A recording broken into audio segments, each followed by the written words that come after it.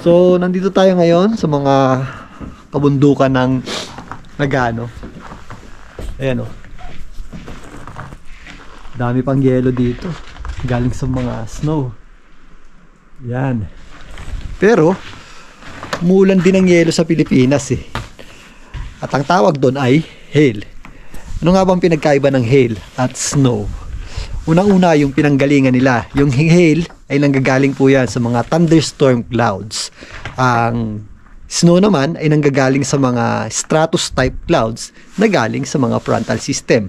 Ang isa pang pinagkaiba nila, ang hail ay nabubuo sa mga super cooled o napakalamig na water droplets sa mga thunderstorm clouds. At suspended yan or lumulutang yan sa ating atmosphere dahil do sa ating updraft. Habang nakasuspend yan, nag-iipon at nag-iipon o dumidikit dyan yung yelo hanggang sa hindi na niya kayang dalhin yung sarili niya at babagsak na po yan sa ating lupa. Yung iba natutunaw at yung iba umaabot sa lupa as hail o butil ng yelo.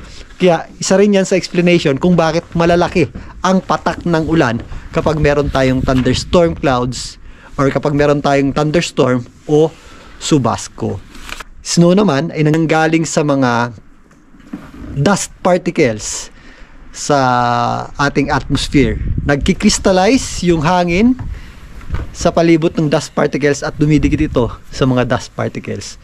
At kapag medyo mabigat na nga ito naman ay nahuhulog as snow.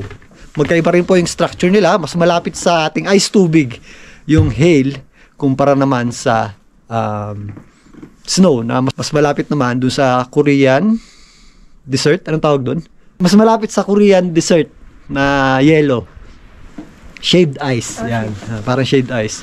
So yun, magkaiba po ang hail at snow. Sa atin po ay walang snow pero merong hail. Yan. Sige, alis muna ako. Napoprosbate na ata ang mga kamay ko. Bye-bye!